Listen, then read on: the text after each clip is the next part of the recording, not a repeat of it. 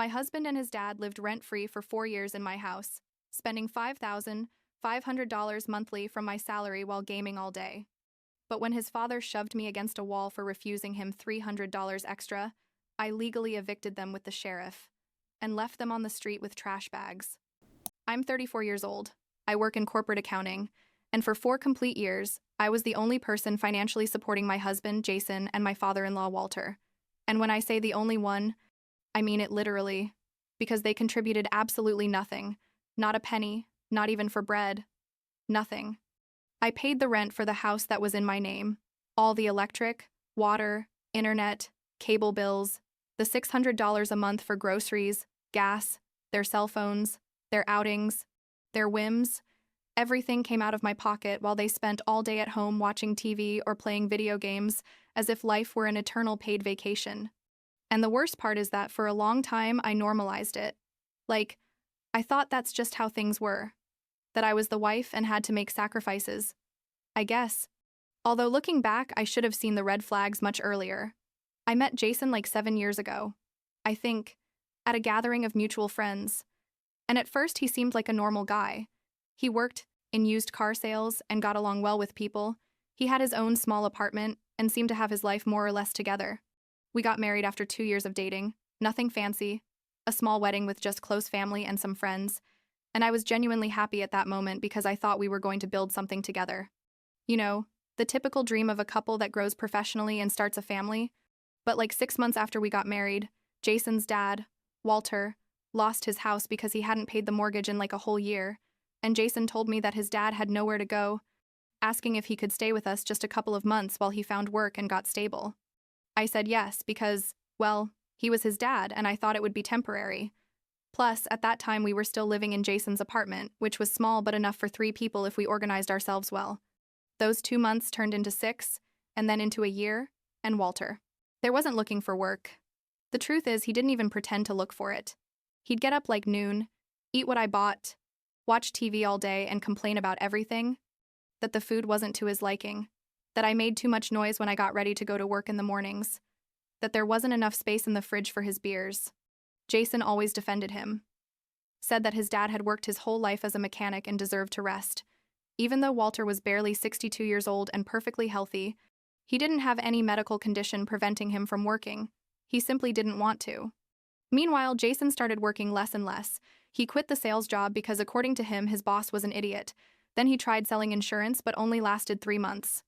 Then he wanted to start a car detailing business that never took off. And little by little, I realized that all the financial responsibility was falling on me. The thing is, I earned well at my job. Like about $5,500 a month after taxes. I wasn't a millionaire, but it was enough to live comfortably if I had been alone or if Jason had also contributed something. But between the apartment rent, the bills, food for 3 adult people where 2 of them ate as if there was a food shortage, Walter's personal expenses that included his daily cigarettes and beers, plus everything Jason needed or wanted, basically I was left with nothing at the end of the month. I tried talking to Jason several times. I'd tell him we needed to make a financial plan, that he had to get stable work, that his dad also had to contribute, or at least look for his own place. But I always ended up being the bad guy. He'd tell me I didn't understand how difficult the situation was, that his dad had no one else. How could I be so selfish when I had a secure job and they were going through a tough time? After like 2 years in that situation, I decided we needed more space, because living the 3 of us in a 2-bedroom apartment was driving me crazy. So I started looking for a house to rent. I found a nice little house on the outskirts of the city. 3 bedrooms, 2 bathrooms, a small yard. The rent was $2,200 a month, but I thought at least everyone would have their space, and things would improve. I talked to the owner, did all the paperwork, and when we were about to sign the contract, it turned out that neither Jason nor Walter had enough credit to be on the lease. So the owner told me we could do the contract only in my name, but with a bigger deposit, like the equivalent of 3 months' rent. I paid the $6,600 deposit plus the first month, like almost $9,000 from my savings account that I had been saving for emergencies. And we moved to the house. At first, things seemed to improve a bit. Everyone had their own room. There was more space, fewer frictions about the bathroom or kitchen thing, but the dynamic of me paying for everything and them doing nothing remained exactly the same. Walter took over the biggest bedroom because, according to him, his bones hurt, and he needed more space. Jason had his, and I had mine. Yes, we slept separately because Jason snored horribly, and I needed to rest well to be able to go to work every morning. The higher rent meant I had to be even more careful with money. I stopped going out with my friends, canceled my gym membership, stopped buying clothes or things for myself. Basically, my whole life became working to maintain that house and those two people who showed not even a bit of gratitude. And it wasn't just the money, it was the attitude. Walter talked to me as if I were his personal employee. He'd leave me lists of things he wanted me to buy at the store. He'd complain if the beer brand I bought wasn't the one he liked. He'd leave his dirty dishes in the living room expecting me to pick them up. Jason wasn't as direct in his demands but was equally useless. He didn't cook, didn't clean, didn't wash his clothes.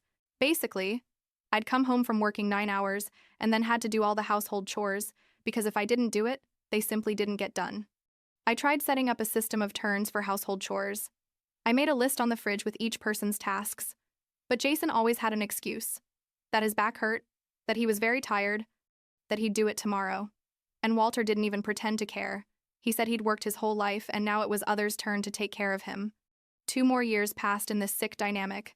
Me, increasingly tired, more resentful, more alone, despite living with 2 people. Because the truth is, I had no emotional support from either of them. Jason and I no longer had any kind of intimacy, neither physical nor emotional. We were basically roommates who shared a last name and a bank account that only I fed. My friends told me to leave that situation, that was no way to live. But I always found excuses, that Jason was going to change, that things were going to improve, that marriage was commitment and sacrifice. But the truth is, I was afraid. Afraid of being alone. Afraid of admitting I'd wasted years of my life in a relationship that didn't work. Afraid of the judgment from my family, who had told me I was getting married too quickly and without knowing Jason well. About 6 months ago, things reached a critical point. Walter started asking me for extra money besides what I was already paying for everything, like $200 here, $300 there, for things that according to him he needed: a new pair of shoes, a dental treatment, a medicine that supposedly the doctor had prescribed, though I never saw any prescription. I started telling him no, that I was already paying for everything in the house and couldn't give him additional money because I also had my own expenses and needed to save something. He didn't like that at all. He started getting more aggressive, yelling at me that I was selfish, that I had a good job and good salary and didn't want to share, that he was family and family helps each other. Jason, of course, took his dad's side, told me it didn't cost anything to give the old man a few dollars, that I was being dramatic. One day, it was a Saturday afternoon, like in October last year, I was in my room checking the month's bills on my laptop because I always kept strict control of all expenses, and Walter knocked on the door and came in without waiting for an answer. He had that face I already knew, that face that he was coming to ask for something, and he told me he needed $3,000 for the down payment on a used car that according to him he'd found at a good price.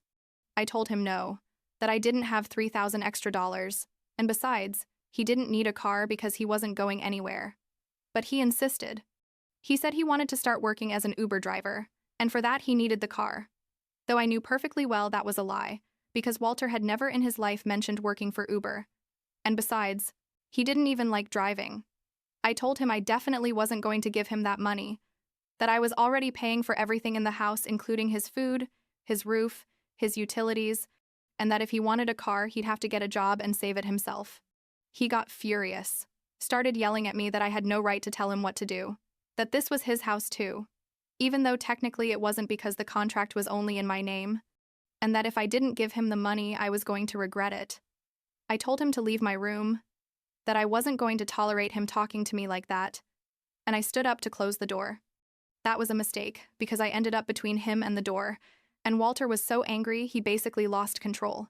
He pushed me with both hands on my shoulders with a force I didn't expect, and since my room was on the 2nd floor and the door opened directly to the stairs, I completely lost my balance and went tumbling down the stairs. I don't remember much about the fall itself, just that I felt like each step hit me in a different part of my body. My elbow, my hip, my back, my head, and when I finally stopped on the floor below, I couldn't breathe well because I'd hit my chest against the last step. Jason was in the living room watching TV and obviously heard all the noise from my fall. But instead of running to help me, he stayed there sitting watching me from the couch and asked me in a super calm voice if I was okay. Not like he really cared, but more like I was bothering him by interrupting his show. I was there lying on the floor, with my left arm hurting horribly and thinking maybe I'd broken it, with pain in my ribs that made it impossible to breathe normally, with my head spinning, and my husband was just looking at me like I was a nuisance. Walter came down the stairs after like 2 minutes, and instead of apologizing or asking if I needed help, he told me that's what happened to me for being disrespectful, that I should learn to respect my elders, that if I'd given him the money, none of this would have happened. I managed to stand up with a lot of pain. I felt like my ribs were going to pierce my lungs, and I told Jason I needed to go to the hospital. He sighed as if I was asking him to move a mountain, told me I was probably just exaggerating and to take an ibuprofen. I couldn't believe it. I'd just been pushed by his father. I'd fallen down the damn stairs. I was obviously injured, and he showed not even a bit of concern or empathy. I told him to take me to the hospital or I'd call an ambulance, and he finally agreed to take me, but the whole way he was quiet, angry, as if I was to blame for everything. At the hospital they examined me, did x-rays, and it turned out I had 2 cracked ribs, a sprain in my left arm, bruises all over my body, and a mild concussion. The doctor who treated me asked me several times how the fall had happened, if I felt safe in my house, if someone had pushed me, and I, at that moment, lied to her, told her it had been an accident, that I'd slipped on my own, because I still had that mental chip of protecting family, of not causing problems. I was 3 days in bed recovering, taking painkillers every 6 hours because the pain was unbearable, and neither Jason nor Walter showed any kind of remorse or genuine concern. Walter didn't even come to my room to ask how I was, and Jason only came in to ask if I needed him to buy something when he went out. Not out of concern, but because he was too lazy to cook and wanted me to tell him what there was to eat. It was during those 3 days, lying in my bed, unable to move without pain, that I finally had mental clarity about what I had to do. I realized I'd spent 4 years living in a nightmare, supporting 2 adult men who not only contributed nothing but also treated me like garbage, and that what had happened with Walter wasn't an accident or something temporary, but the natural result of years of emotional, financial, and now physical abuse. The 4th day after the fall, when I could move, although with pain, I started planning my exit. I called my work and asked for a week of vacation, something I hadn't done in like 2 years because I was always saving days just in case, and my boss accepted without problem. Then, while Jason was in the living room and Walter had gone to the store, I started packing my essential things in 2 big suitcases. My clothes, my important documents, my laptop, my jewelry, which was little but was mine, some photos of my family, my personal care products, basically everything that was mine and had sentimental or practical value. It wasn't much, really. 4 years living in that house, and my real belongings fit in 2 suitcases and 3 boxes. Because everything else, the furniture, the appliances, the decoration, I'd bought thinking it was for our home, but technically I had no emotional attachment to those things.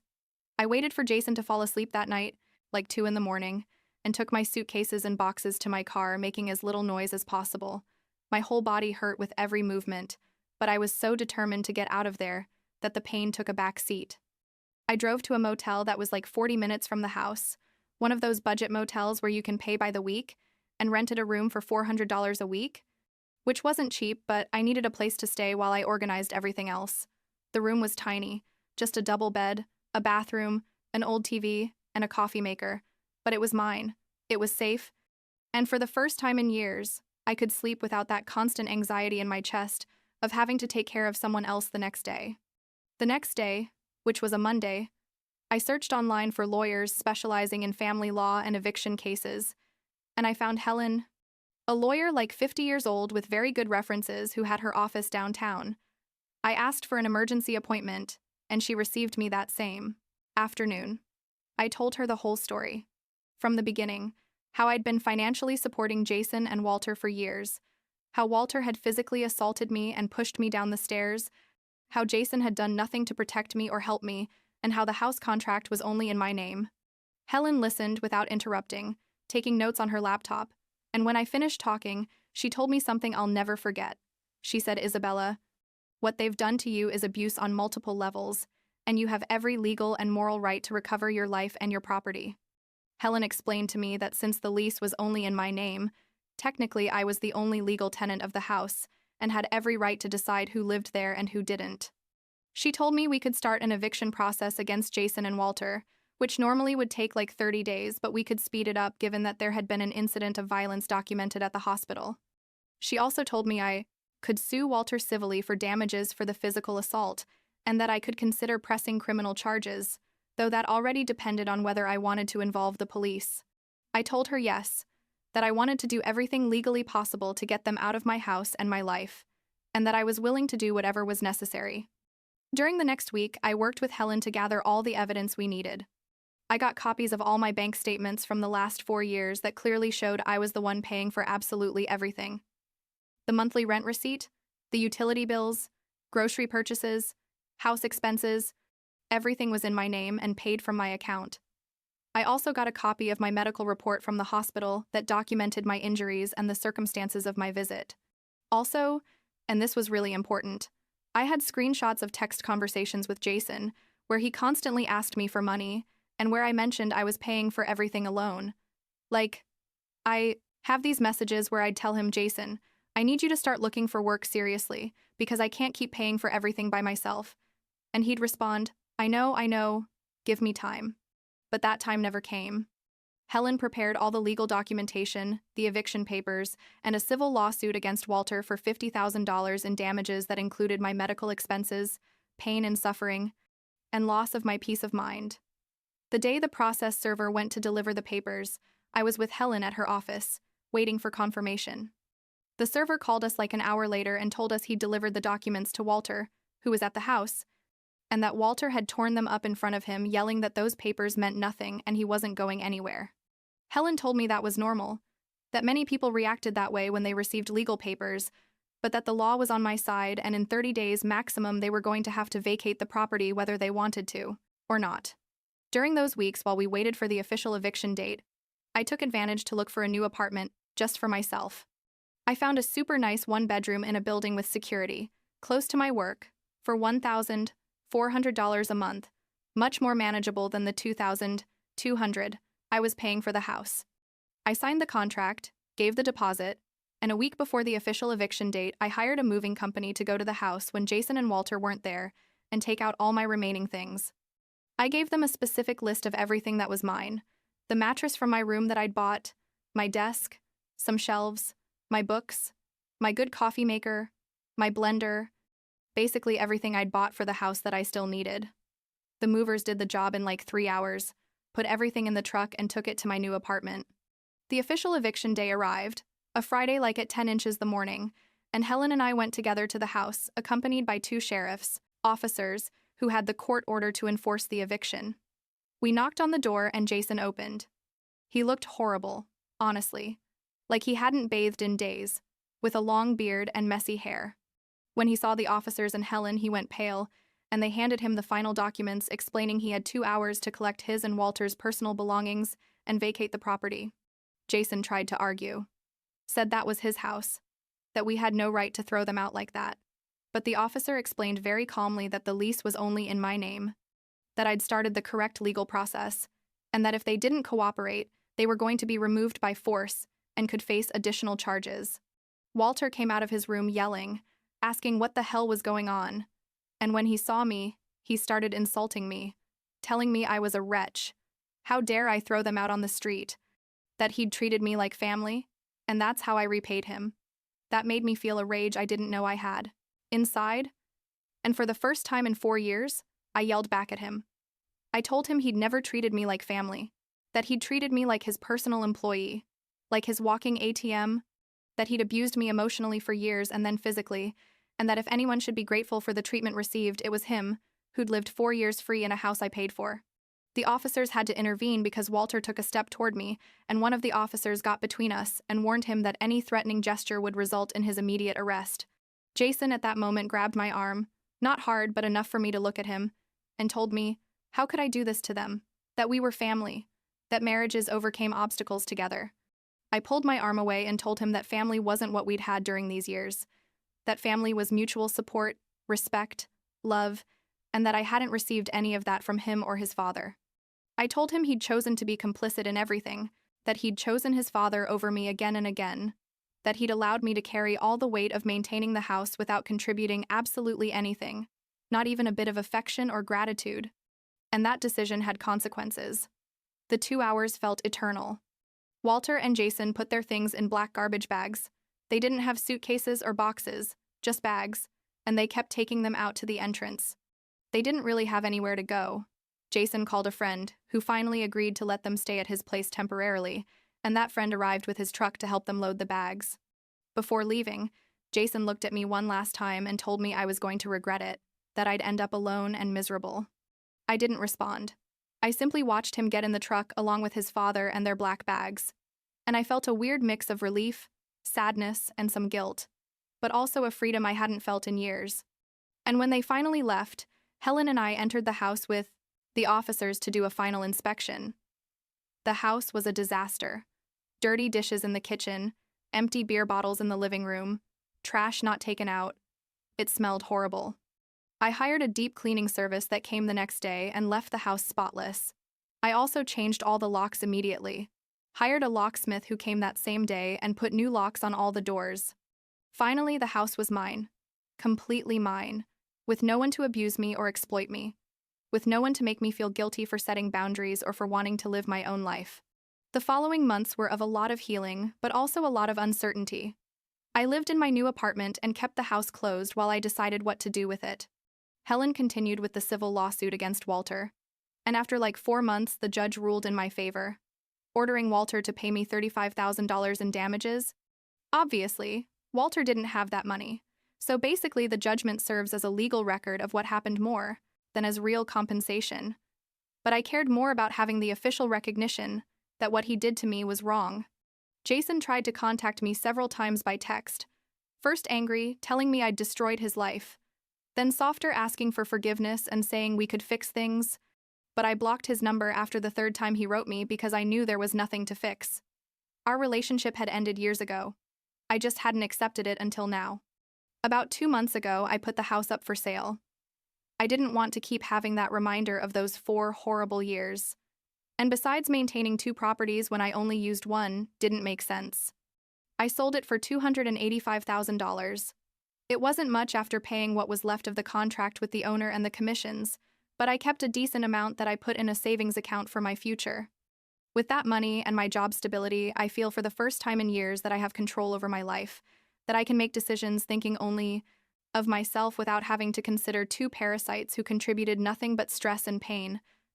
Now, I'm 34 years old. I work in a place I like with people who respect me. I live alone in an apartment I love, where I can decorate how I want and do what I want without anyone judging me or asking for explanations, and I'm rebuilding my life little by little. I resumed my yoga classes that I'd stopped years ago for not having time or money. I went back to going out with my friends on weekends. I even started taking ceramics classes because I'd always been interested in working with my hands. Last week, a coworker invited me to go out with a group of friends to the coast, like a weekend getaway, and I accepted without thinking twice. Something that a year ago would have been impossible because all my time and energy were dedicated to keeping that toxic house afloat.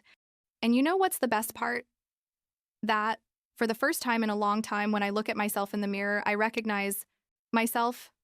I see the Isabella who existed before all this, the one who had her own dreams and plans for her future, and that's priceless.